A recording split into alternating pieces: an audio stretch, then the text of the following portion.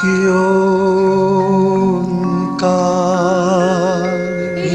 ओंकार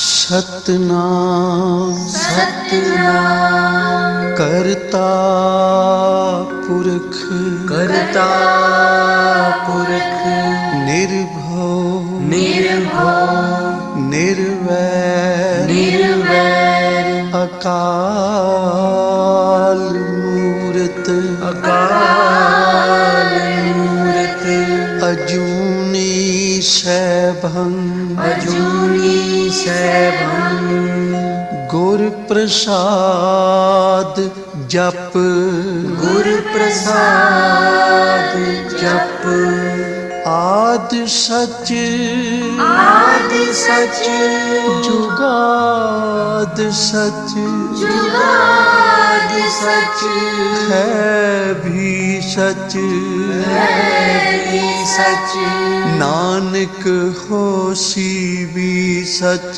नानक होसी भी सच नानक होसी भी सच नानक होसी भी सच।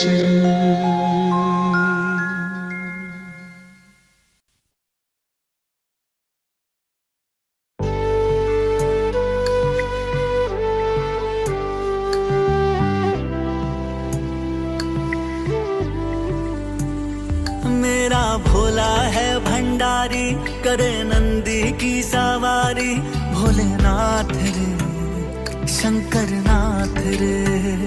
मेरा भोला है भंडारी करे नंदी की सवारी शंभोनाथ रे शंकर नाथ रे। तेरा नाम है तारनहारा एक तू ही है पालनहारा भोलेनाथ रे शंकर नाथ रे। मेरे साथ रे तू मेरे साथ रे। तमाम सृष्टि का सार तू है विकार तू निर्विकार तू है। कहूँ क्या बारे में तेरे भोले असीम तू है अपार तू है। जुबां पे शंभो है वास तेरा निगाह में भी निवास तेरा। समाए दिल में है तेरी सूरत वजूद मुझ में है खास तेरा।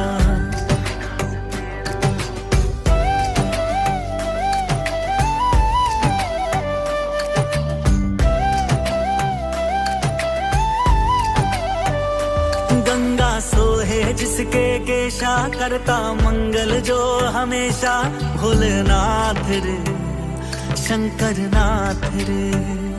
तू ही त्रिपुरारी कैलाशी तू ही दुख भंजन अविनाशी शंभोनाथ रे शंकर नाथ रे।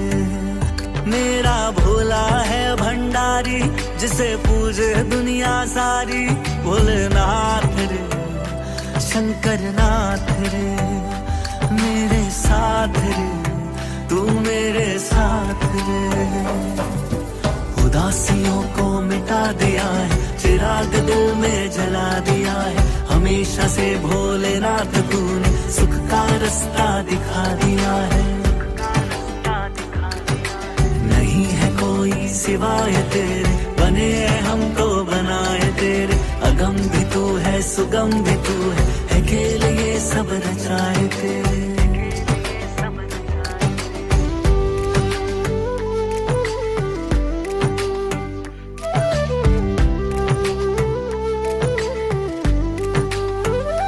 पीकर खुद ही विष का प्याला दुनिया को अमृत दे डाला भोलेनाथ रे शंकर नाथ रे।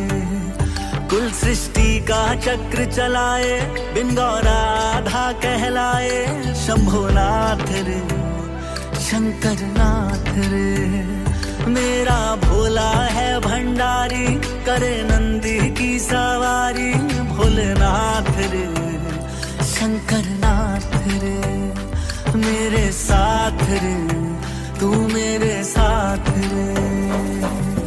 नमामि परमेश्वराय शंकर नमामि सर्वेश्वराय शंकर नमामि योगेश्वराय शंकर नमामि भुवनेश्वराय शंकर नमामि भुवनेश्वराय।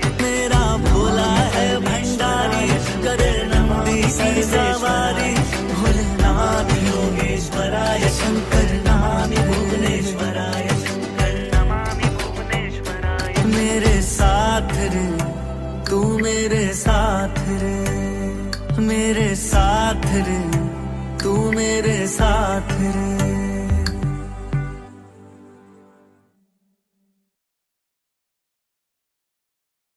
जय गुरु जी। शुक्राना गुरु जी महाराज, बहुत बहुत शुक्राना।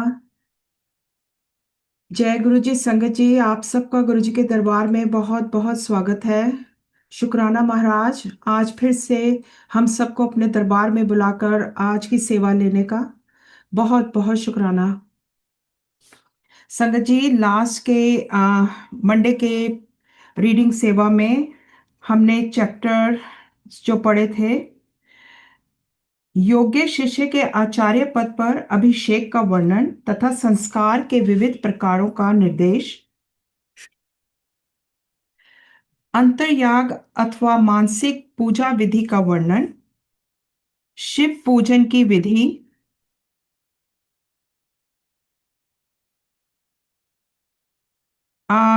शिव पूजन की विधि तक हमने पढ़ा था। आज हमारी सेवा जो है वो खुशी आंटी करेंगी। एंड आज के जो आगे के चैप्टर्स हैं, खुशी आंटी आप अपने आप को अनम्यूट कर लीजिए प्लीज। हाँ जी, जय गुरु जी आंटी जी। जय गुरु जी। वेलकम टू गुरु जी दरबार। आंटी आप अपनी सेवा शुरू करिए। हाँ जी। ओम नमः शिवाय, ओम नमः शिवाय, ओम नमः शिवाय, नमः शिवाय, नमः शिवाय, ओम नमः शिवाय। शिवजी सदा सहाय, ओम नमः शिवाय, शिवजी सदा सहाय, ओम नमः शिवाय, शिवजी सदा सहाय। ओम गण गणपतये नमः, ओम गण गणपतये नमः, ओम गण गणपतये नमः। आज गुरु जी की कृपा से जो सेवा मिली है वो है अध्याय 25 वायव्य संहिता में शिव पूजा की विशेष विधि तथा शिव भक्ति की महिमा। उपमन्यु कहते हैं, यदुनंदन, दीपदान के बाद और नैवेद्य निवेदन से पहले आवरण पूजा करनी चाहिए अथवा आरती का समय आने पर आवरण पूजा करें। वहां शिव या शिवा के प्रथम आवरण में ईशान से लेकर सद्योजात पर्यंत तथा हृदय से लेकर अस्त्र पर्यंत का पूजन करें। ईशान में पूर्व भाग में, दक्षिण में, उत्तर में, पश्चिम में, आग्नेय कोण में, ईशान कोण में, नैऋत्य कोण में, वायव्य कोण में, फिर ईशान कोण में तत्पश्चात चारों दिशाओं में गर्भावरण अथवा मंत्र संघात की पूजा बताई गई है। या हृदय से लेकर अस्त्र पर्यंत अंगों की पूजा करें। इनके बाह्य भाग में पूर्व दिशा में इंद्र का, दक्षिण दिशा में यम का, पश्चिम दिशा में वरुण का, उत्तर दिशा में कुबेर का, ईशान कोण में ईशान का, अग्नि कोण में अग्नि का, नैऋत्य कोण में नैऋत्य का, वायव्य कोण में वायु का, नैऋत्य और पश्चिम के बीच में अनंत या विष्णु का तथा ईशान और पूर्व के बीच में ब्रह्मा का पूजन करें। कमल के बाह्य भाग में वज्र से लेकर कमल पर्यंत लोकेश्वरों के सुप्रसिद्ध आयुधों का पूर्वादि दिशाओं में क्रमशः पूजन करें। यह ध्यान करना चाहिए कि समस्त आवरण देवता सुखपूर्वक बैठकर महादेव और महादेवी की और दोनों हाथ जोड़े देख रहे हैं। फिर सभी आवरण देवताओं को प्रणाम करके नमः पद युक्त अपने अपने नाम से पुष्पों आचार संपूर्ण पूर्वक समर्पण पूर्वक अपना क्रमशः पूजन करें। यथा इंद्राय नमः पुष्पम समर्पयामि इत्यादि। इसी तरह गर्भावरण का भी अपने आवरण संबंधी मंत्र से यजन करें। योग, ध्यान, होम, जप, बाह्य अथवा अबाह्यंतर में भी देवता का पूजन करना चाहिए। इसी तरह उनके लिए 6 प्रकार की हवी भी देनी चाहिए। किसी एक शुद्ध अन्न का बना हुआ मूंग मिश्रित अन्न या मूंग की खिचड़ी, खीर, दधी मिश्रित अन्न, गुड़ का बना हुआ पकवान तथा मधु से तर किया हुआ भोज्य पदार्थ, इनमें से एक या अनेक भविष्य को नाना प्रकार के व्यंजनों से संयुक्त तथा गुड़ और खांड से संपन्न करके नैवेद्य के रूप में अर्पित करना चाहिए। साथ ही मक्खन और उत्तम दही परोसना चाहिए। पुआ आदि अनेक प्रकार के भक्ष्य पदार्थ और स्वादिष्ट फल देने चाहिए। लाल चंदन और पुष्पवासित अत्यंत शीतल जल अर्पित करना चाहिए। मुख शुद्धि के लिए मधुर इलायची के रस से युक्त सुपारी के टुकड़े, खैर आदि से युक्त सुनहरे रंग के पीले पान के पत्तों के बने हुए बीड़े, शिलाजीत का चूर्ण, सफेद चूना जो अधिक रूखा या दूषित ना हो, कपूर, कंकोल, नूतन एवं सुंदर जायफल आदि अर्पित करने चाहिए। आलेपन के लिए चंदन का मूल काष्ठ अथवा उसका चूरा, कस्तूरी, कुमकुम, मृग मदात्मक रस होने चाहिए। फूल वे ही चढ़ाने चाहिए जो सुगंधित, पवित्र और सुंदर हों। गंध रहित, उत्कट गंध वाले, दूषित, बासी तथा स्वयं ही टूटकर गिरे हुए फूल शिव के पूजन में नहीं देने चाहिए। कोमल वस्त्र ही चढ़ाने चाहिए।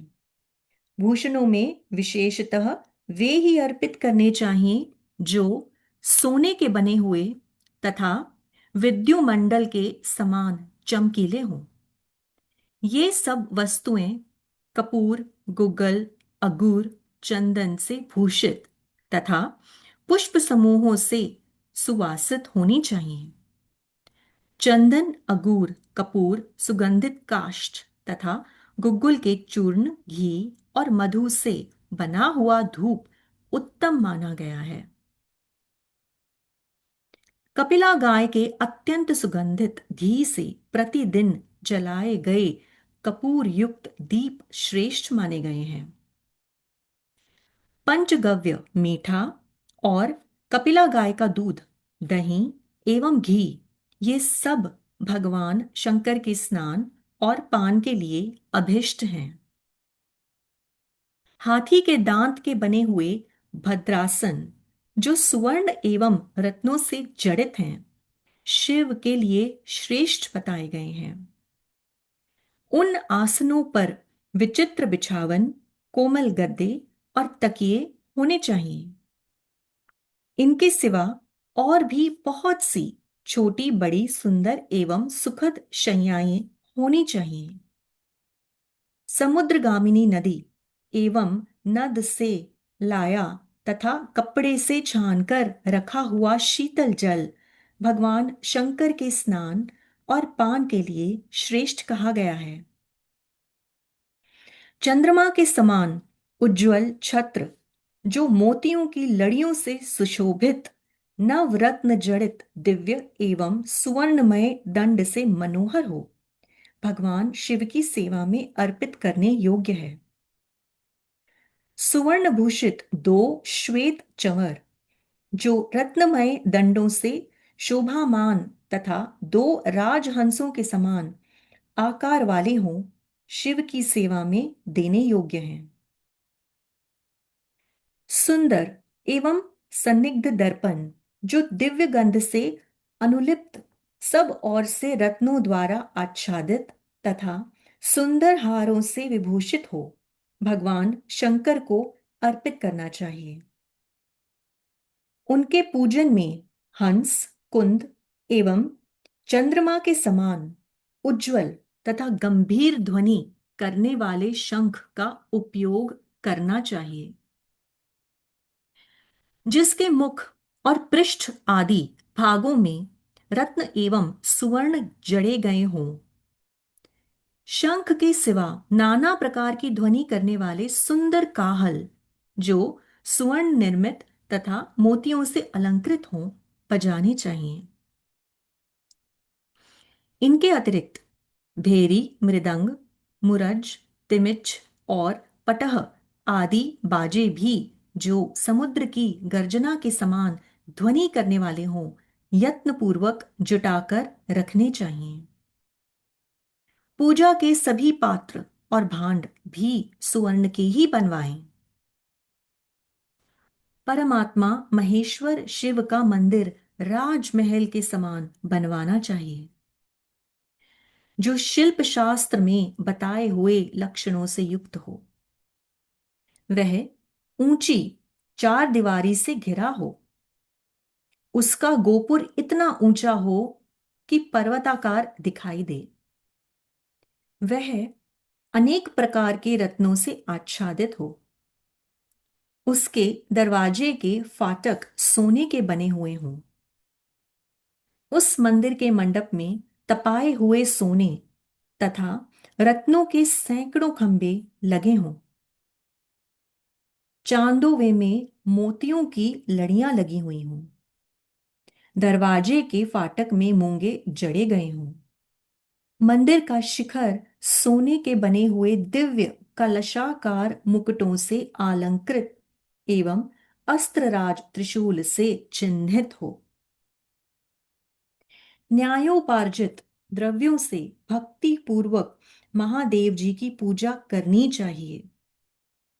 यदि कोई अन्योपार्जित द्रव्य से भी भक्ति पूर्वक शिवजी की पूजा करता है तो उसे भी कोई पाप नहीं लगता, क्योंकि भगवान भाव के वशीभूत हैं। न्यायोपार्जित धन से भी यदि कोई बिना भक्ति के पूजन करता है तो उसे उसका फल नहीं मिलता, क्योंकि पूजा की सफलता में भक्ति ही कारण है। भक्ति से अपने वैभव के अनुसार भगवान शिव के उद्देश्य से जो कुछ किया जाए, वह थोड़ा हो या बहुत, करने वाला धनी हो या दरिद्र, दोनों का समान फल है। जिसके पास बहुत थोड़ा धन है, वह मानव भी भक्ति भाव से प्रेरित होकर भगवान शिव का पूजन कर सकता है, किंतु महान वैभवशाली भी यदि भक्तिहीन है तो उसे शिव का पूजन नहीं करना चाहिए। शिव के प्रति भक्तिहीन पुरुष यदि अपना सर्वस्व भी दे डाले तो उससे वह शिव आराधना के फल का भागी नहीं होता, क्योंकि आराधना में केवल भक्ति ही कारण है।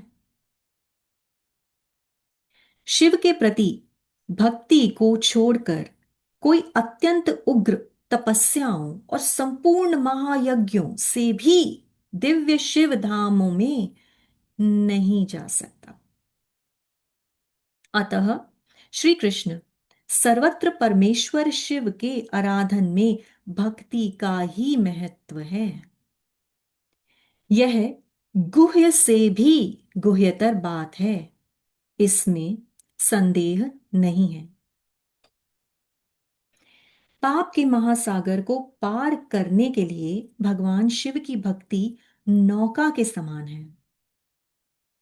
इसलिए जो भक्ति भाव से युक्त है उसे रजोगुण और तमोगुण से क्या हानि हो सकती है। श्री कृष्ण अंत्यज, अधम, मूर्ख अथवा पतित मनुष्य भी यदि भगवान शिव की शरण में चला जाए तो वह समस्त देवताओं एवं असुरों के लिए भी पूजनीय हो जाता है। अतः सर्वथा प्रयत्न करके भक्ति भाव से ही शिव की पूजा करें, क्योंकि अभक्तों को कहीं भी फल नहीं मिलता। अध्याय 25 की समाप्ति। अध्याय 26 का आरंभ। जय गुरु जी। पंचाक्षर मंत्र के जप तथा भगवान शिव के भजन पूजन की महिमा। अग्नि कार्य के लिए कुंड और वेदी आदि के संस्कार, शिवाग्नि की स्थापना और उसके संस्कार, होम, पूर्णाहुति, भस्म के संग्रह एवं रक्षण की विधि तथा हवनांत में किए जाने वाले कृत्य का वर्णन। उपमन्यु कहते हैं, यदुनंदन, कोई बड़ा भारी पाप करके भी भक्ति भाव से पंचाक्षर मंत्र द्वारा यदि देवेश्वर शिव का पूजन करे तो वह पाप से मुक्त हो जाता है।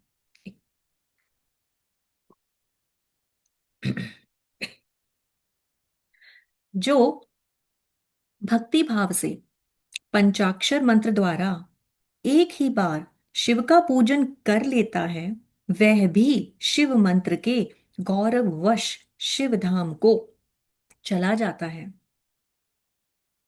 जो मूढ़ दुर्लभ मानव जन्म पाकर भगवान शिव की अर्चना नहीं करता,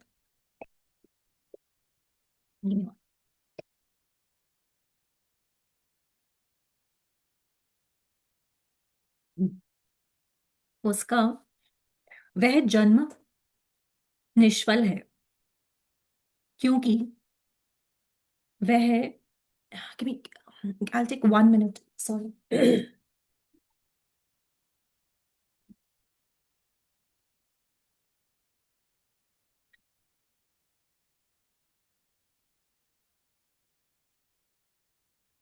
जो मूढ़ दुर्लभ मानव जन्म पाकर भगवान शिव की अर्चना नहीं करता, उसका वह जन्म निष्फल है, क्योंकि वह मोक्ष का साधक नहीं होता।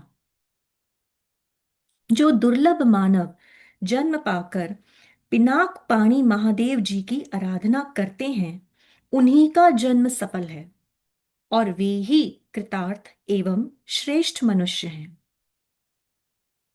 जो भगवान शिव की भक्ति में तत्पर रहते हैं, जिनका चित्त भगवान शिव के सामने प्रणत होता है तथा जो सदा ही भगवान शिव के चिंतन में लगे रहते हैं, वे कभी दुख के भागी नहीं होते। मनोहर भवन, हाव भाव, विलास से विभूषित तरुणी स्त्रियां और जिससे पूर्ण तृप्ति हो जाए इतना धन, ये सब भगवान शिव की आराधना के फल हैं। जो देवलोक में महान भोग और राज्य चाहते हैं, वे सदा भगवान शिव के चरणाविंदों का चिंतन करते हैं। सौभाग्य, कांतिमान रूप, बल, त्याग, दया भाव, शूरता और विश्व में विख्याति, ये सब बातें भगवान शिव की पूजा करने वाले लोगों को ही सुलभ होती हैं। इसलिए जो अपना कल्याण चाहता हो, उसे सब कुछ छोड़कर केवल भगवान शिव में मन लगा उसकी आराधना करनी चाहिए। जीवन बड़ी तेजी से जा रहा है, जवानी शीघ्रता से बीती जा रही है और रोग तीव्र गति से निकट आ रहा है। इसलिए सबको पिनाक पानी महादेव जी की पूजा करनी चाहिए। जब तक मृत्यु नहीं आती है, तब तक वृद्धावस्था का आक्रमण नहीं होता, और जब तक इंद्रियों की शक्ति क्षीण नहीं हो जाती है, तब तक भगवान शंकर की आराधना कर लो। भगवान शिव की आराधना के समान दूसरा कोई धर्म तीनों लोकों में नहीं है। अब मैं अग्नि कार्य का वर्णन करूंगा। कुंड में, स्थंडल पर, वेदी में, लोहे के हवन पात्र में या नूतन सुंदर मिट्टी के पात्र में विधि पूर्वक अग्नि की स्थापना करके उसका संस्कार करें। तत्पश्चात वहां महादेव जी की आराधना करके होम कर्म आरंभ करें। कुंड 2 या 1 हाथ लंबा चौड़ा होना चाहिए। वेदी को गोल या चौकोर बनाना चाहिए।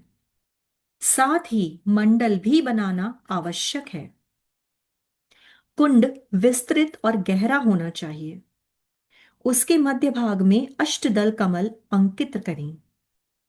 वह 2 या 4 अंगुल ऊंचा हो। कुंड के भीतर 2 बित्ते की ऊंचाई पर नाभि की स्थिति बताई गई है। मध्यमा अंगुली के मध्यम और उत्तम पूर्वों के बराबर मध्य भाग या कटी भाग जानना चाहिए। साधु पुरुष 24 अंगुल के बराबर 1 हाथ का परिमाण बताते हैं। कुंड की 3, 2 या 1 मेखला होनी चाहिए। इन मेखलाओं का इस तरह निर्माण करें जिससे कुंड की शोभा बढ़े। सुंदर और चिकनी योनि बनाएं जिसकी आकृति पीपल के पत्ते की भांति अथवा हाथी के अधोष्ठ के समान हो। कुंड के दक्षिण या पश्चिम भाग में मेखला के बीचों बीच सुंदर योनि का निर्माण करना चाहिए जो मेखला से कुछ नीची हो। उसका अग्रभाग कुंड की ओर हो तथा वह मेखला को कुछ छोड़कर बनाई गई हो। वेदी के लिए ऊंचाई का कोई नियम नहीं है। वह मिट्टी या बालू की होनी चाहिए। गाय के गोबर या जल से मंडल बनाना चाहिए। पात्र का परिमाण नहीं बताया गया है। कुंड और मिट्टी की वेदी को गोबर और जल से लीपना चाहिए। पात्र को धोकर तपाए तथा अन्य वस्तुओं का जल से प्रोक्षण करें। अपने अपने गृह सूत्र में बताई हुई विधि के अनुसार कुंड में और वेदी पर उल्लेखन करें। फिर अग्नि के उस आसन का कुशों अथवा पुष्पों द्वारा जल से प्रोक्षण करें। तत्पश्चात पूजन और हवन के लिए सब प्रकार के द्रव्यों का संग्रह कर लें। धोने योग्य वस्तुओं को धोकर प्रोक्षणी के जल से उनका प्रोक्षण करके उन्हें शुद्ध करें। इसके बाद सूर्यकांत मणि से प्रकट काष्ठ से उत्पन्न श्रोत्रिय की अग्निशाला में संचित अथवा दूसरी किसी उत्तम अग्नि को आधार सहित ले आए। उसे कुंड अथवा वेदी के ऊपर 3 बार प्रदक्षिण क्रम से घुमाकर अग्नि बीज रम का उच्चारण करके उस अग्नि को उक्त कुंड या वेदी के आसन पर स्थापित कर दें। कुंड में स्थापित करना हो तो योनि मार्ग से अग्नि का आधान करें और वेदी पर अपने सामने की ओर अग्नि की स्थापना करें। योनि प्रदेश के पास स्थित विद्वान पुरुष समस्त कुंड को अग्नि से संयुक्त करें। साथ ही वह यह भावना करे कि अपनी नाभि के भीतर जो अग्नि देव विराजमान हैं वे ही नाभि रंध्र के चिंगारी के रूप में निकलकर बाह्य अग्नि में मंडलाकार होकर लीन हुए हैं। अग्नि पर समिधा रखने से लेकर घी के संस्कार पर्यंत सारा कार्य मंत्रज्ञ पुरुष अपने गृह्य सूत्र में बताए हुए क्रम से मूल मंत्र द्वारा संपन्न करें। तदंतर शिव मूर्ति की पूजा करके दक्षिण पार्श्व में मंत्र न्यास करें और घृत में धेनु मुद्रा का प्रदर्शन करें। स्तृक और स्त्रुवा ये दोनों धातु के बने हुए हों तो ग्रहण करने योग्य हैं, परंतु कांसी, लोहे और शीशे के बने हुए स्तृक स्त्रुवा को नहीं ग्रहण करना चाहिए अथवा यज्ञ संबंधी काष्ठ के बने हुए स्तृक स्त्रुवा ग्राह्य हैं। स्मृति या शिव शास्त्र में जो विहित हो वे भी ग्राह्य है अथवा ब्रह्म वृक्ष, पलाश या गूलर आदि के छिद्र रहित बिचले 2 पत्ते लेकर उन्हें कुश से पोंछें और अग्नि में तपाकर फिर उनका प्रोक्षण करें। उन्हीं पत्तों को स्त्रुक और स्त्रुवा का रूप दे उनमें घी उठाएं और अपने गृह सूत्र में बताए हुए क्रम से शिव बीज ओम सहित 8 बीजाक्षरों द्वारा अग्नि में आहुति दें। इससे अग्नि का संस्कार संपन्न होता है। वे बीज इस प्रकार हैं: ब्रूम स्तुम ब्रुम श्रुम पुम डुम द्रुम। ये 7 हैं। इनमें शिव बीज ओम को सम्मिलित कर लेने पर 8 बीजाक्षर होते हैं। उपर्युक्त 7 बीज क्रमशः अग्नि की 7 जिह्वाएं हैं। उनकी मध्यमा जिह्वा का नाम बहुरूपा है। उसकी 3 शिखाएं हैं। उनमें से एक शिखा दक्षिण में है और दूसरी वाम दिशा उत्तर में प्रज्वलित होती है और बीच वाली शिखा बीच में ही प्रकाशित होती है।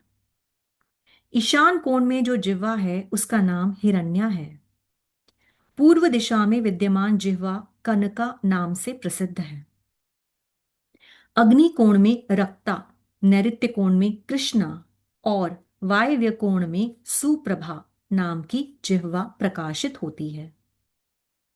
इनके अतिरिक्त पश्चिम में जो जिह्वा प्रज्वलित होती है उसका नाम मारुत है। इन सबकी प्रभा अपने अपने नाम के अनुरूप है। अपने अपने बीज के अनंतर क्रमशः इनका नाम लेना चाहिए और नाम के अंत में स्वाहा का प्रयोग करना चाहिए। इस तरह जो जिह्वा मंत्र बनते हैं उनके द्वारा क्रमशः प्रत्येक जिह्वा के लिए एक एक घी की आहुति दें, परंतु मध्यमा की 3 जिह्वाओं के लिए 3 आहुतियां दें। मंत्र इस प्रकार है: ओम भ्रूम त्रिशिखाय बहुरूपाय स्वाहा। ओम स्तुम हिरण्याय स्वाहा। ओम ब्रूम कनकायै स्वाहा। ओम श्रुम रक्तायै स्वाहा। ओम पुम कृष्णायै स्वाहा। ओम डुम सुप्रभायै स्वाहा। ओम द्रुम मरुज्जह्वायै स्वाहा। कुंड के मध्य भाग में रम वहन्ये स्वाहा बोलकर 3 आहुतियां दें। ये आहुतियां घी अथवा समिधा से देनी चाहिए। आहुति देने के पश्चात अग्नि में जल का सेचन करें। ऐसा करने पर वह अग्नि भगवान शिव की हो जाती है। फिर उसमें शिव के आसन का चिंतन करें और वहां अर्धनारीश्वर भगवान शिव का आह्वान करके पूजन करें। पाद्य अर्घ्य आदि से लेकर दीपदान पर्यंत पूजन करके अग्नि का जल से प्रोक्षण करें। तत्पश्चात समिधाओं की आहुति दें। वे समिधाएं पलास की या गुलर आदि दूसरे यज्ञ वृक्ष की होनी चाहिए। उनकी लंबाई 12 उंगल हो। समिधाएं टेढ़ी ना हो, स्वतः सूखी हुई भी ना हो। उनके छिलके न उतरे हों तथा उन पर किसी प्रकार की चोट ना हो। सब समिधाएं एक सी होनी चाहिए। 10 अंगुल लंबी समिधाएं भी हवन के लिए विहित हैं। उनकी मोटाई कनिष्ठिका अंगुली के समान होनी चाहिए अथवा प्रादेश मात्र अंगूठे से लेकर तर्जनी पर्यंत लंबी समिधाएं उपयोग में लानी चाहिए। यदि उपयुक्त समिधाएं न मिलें तो जो मिल सके उन सब का ही हवन करना चाहिए। समिधा हवन के बाद घी की आहुति दें। घी की धारा दुर्वा दल के समान पतली और 4 अंगुल लंबी हो। उसके बाद अन्न की आहुति देनी चाहिए जिसका प्रत्येक ग्रास 16-16 माशे के बराबर हो। लावा, सरसों, जौ और तिल, इन सब में घी मिलाकर यथासंभव भक्ष्य, लोह्य और चोष्य का भी मिश्रण करके तथा इन सब की यथाशक्ति 10, 5 या 3 आहुतियां दें अथवा एक ही आहुति दें। स्त्रुवा से समिधा से, स्त्रुक से अथवा हाथ से आहुति देनी चाहिए। उसमें भी दिव्य तीर्थ से अथवा ऋषि तीर्थ से आहुति देने का विधान है। यदि उपर्युक्त सभी द्रव्य न मिले तो किसी एक ही द्रव्य से श्रद्धापूर्वक आहुति देनी चाहिए। प्रायश्चित्त के लिए मंत्र से अभिमंत्रित करके 3 आहुतियां दें। फिर होमाविष्ट धृत से स्त्रुक को भर कर उसके अग्रभाग में फूल रखकर उसे दुर्भ सहित अधोमुख स्त्रुवा से ढक दें। इसके बाद खड़ा हो उसे अंजलि में लेकर ओम नमः शिवाय वौषट का उच्चारण करके जौ के तुल्य घी की धारा की आहुति दें। इस प्रकार पूर्णाहुति करके अग्नि में पूर्ववत जल का छींटा दें। तत्पश्चात देवेश्वर शिव का विसर्जन करके अग्नि की रक्षा करें। फिर अग्नि का भी विसर्जन करके भावना द्वारा नाभि में स्थापित करके नित्य यजन करें। अथवा शिव शास्त्र में बताई हुई पद्धति के अनुसार वागीश्वर के गर्भ से प्रकट हुई अग्निदेव को लाकर विधित संस्कार करके उनका पूजन करें। फिर समिधा का आधान करके सब ओर से परिधियों का निर्माण करें।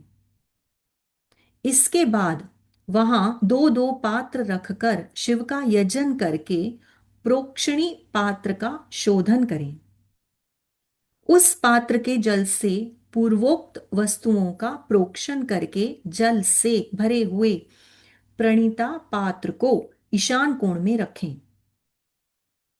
घी के संस्कार तक का सारा कार्य करके स्त्रुक और स्त्रुवा का संशोधन करें।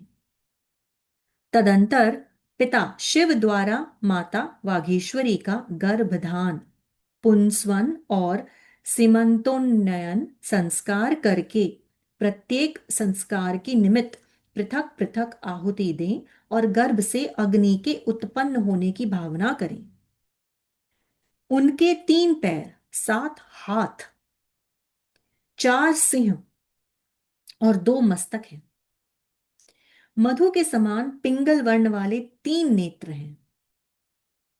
सिर पर जटाजूट और चंद्रमा का मुकुट है। उनकी अंग कांति लाल है।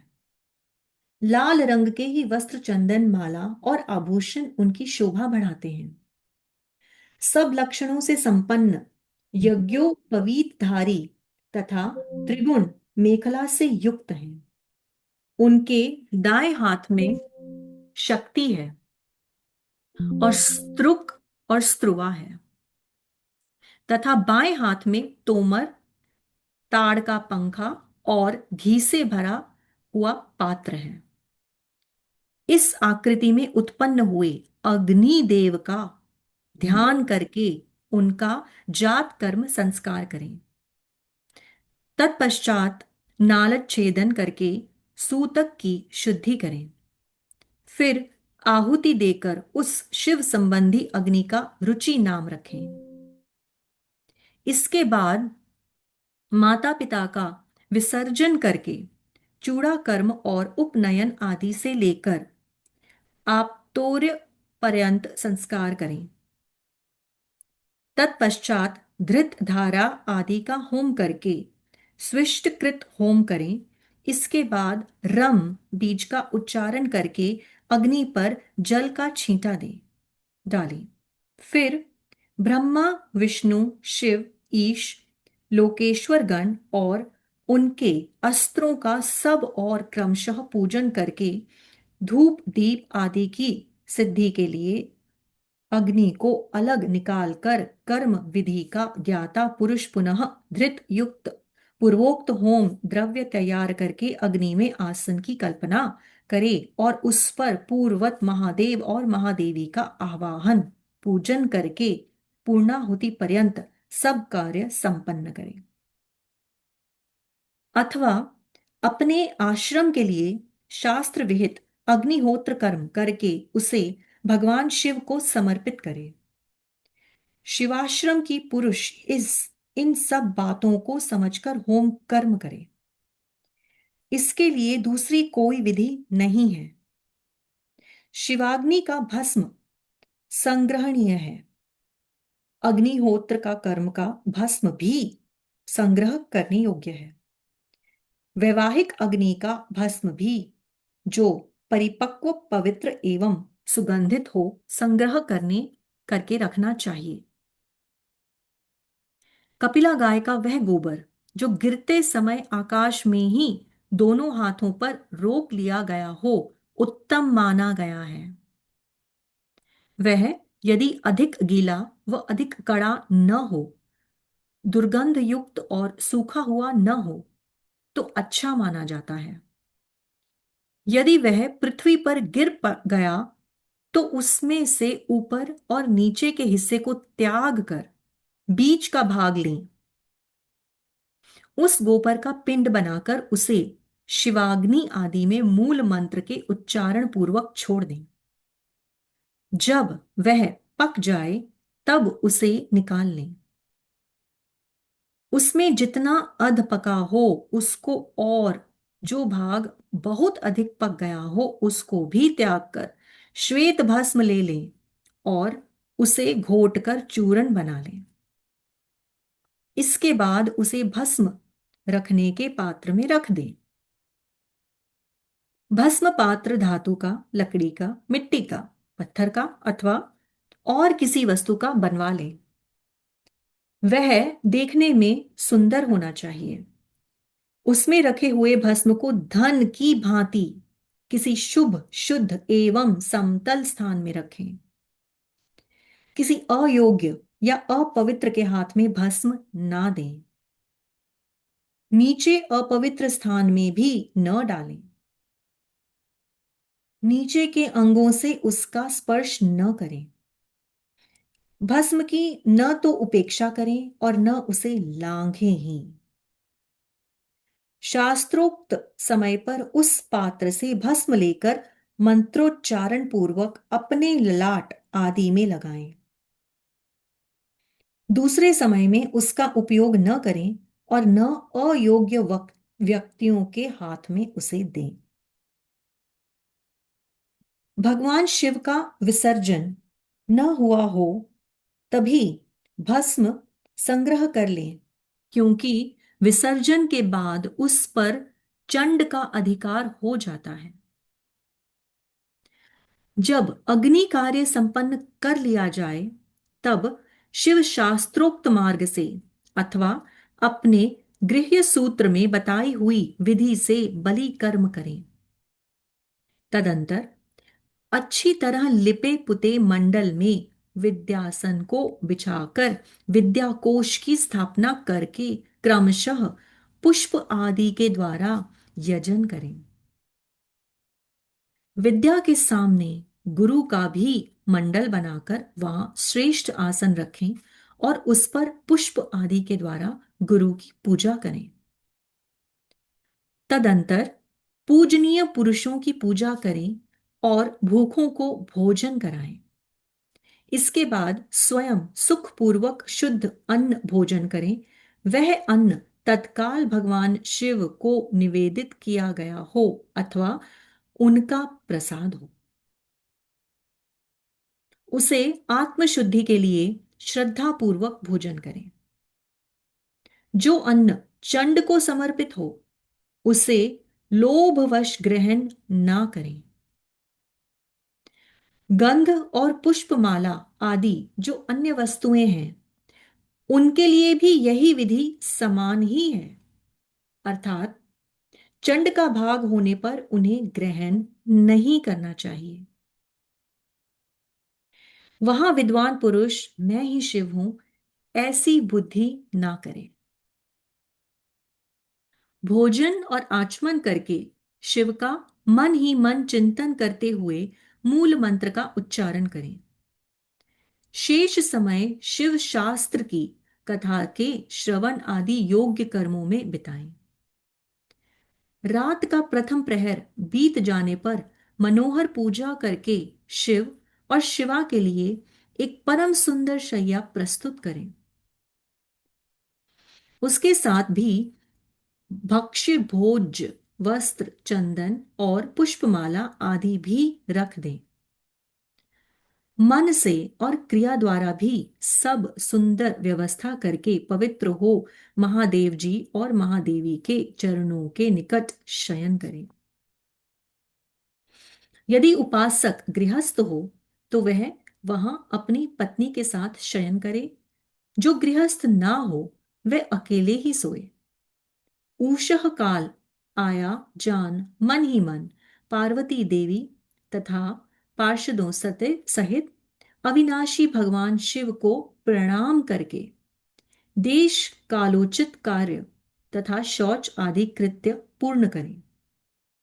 फिर यथाशक्ति शंख आदि वाद्यों की दिव्य ध्वनियों से महादेव और महादेवी को जगाएं।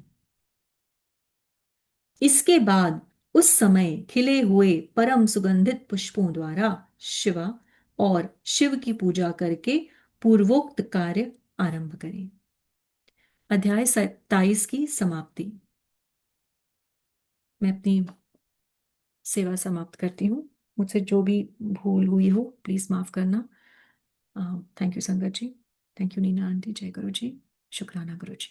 ओम नमः शिवाय। शिव जी सदा सहाय।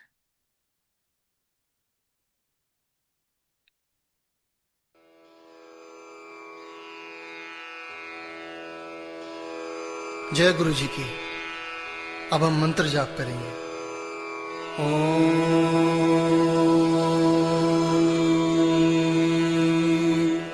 नमः शिवाय। शिव जी सदा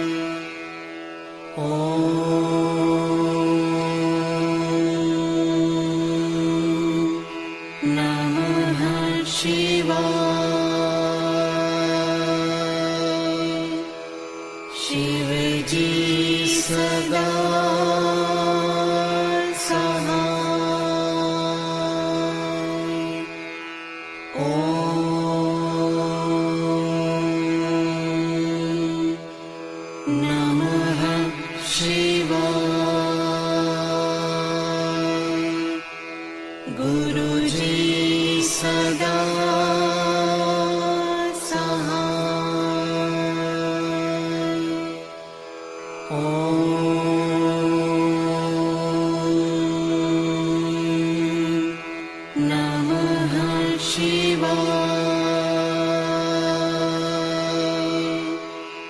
शिव जी सदा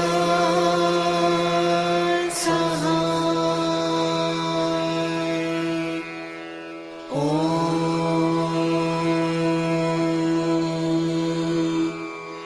नमः शिवाय। गुरुजी सदा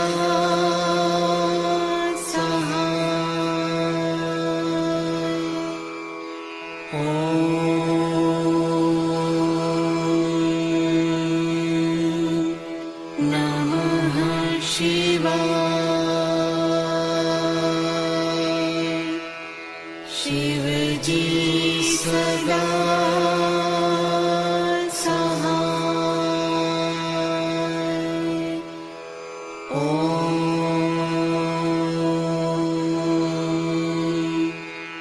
नमः शिवाय। गुरुजी सदा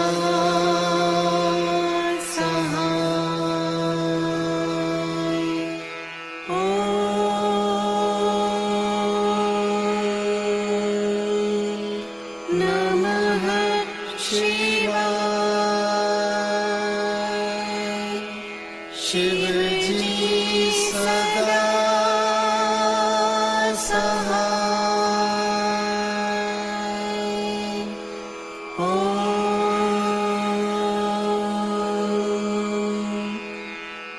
नमः शिवाय। गुरुजी सदा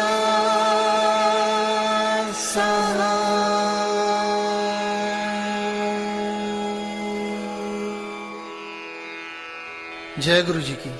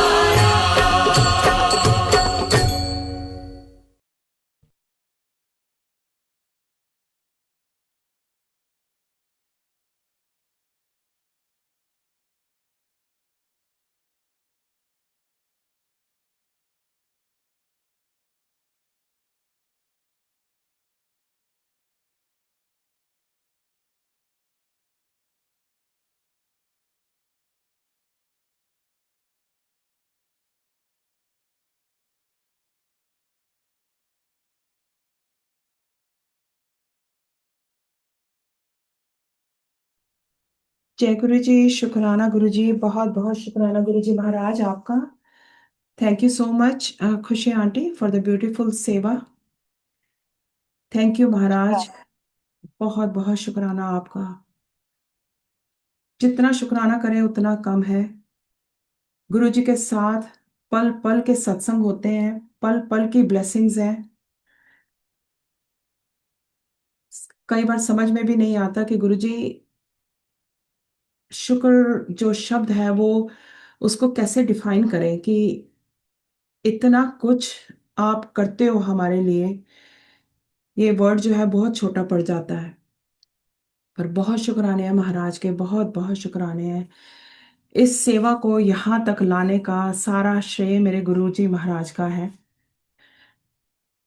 सब कुछ उन्होंने किया, सबको निमित्त बनाया, जिस जिसको उन्होंने चुना उस उसको पूरा साल गुरु जी ने अपने दरबार में बुलाया, सुनवाया और पढ़वाया।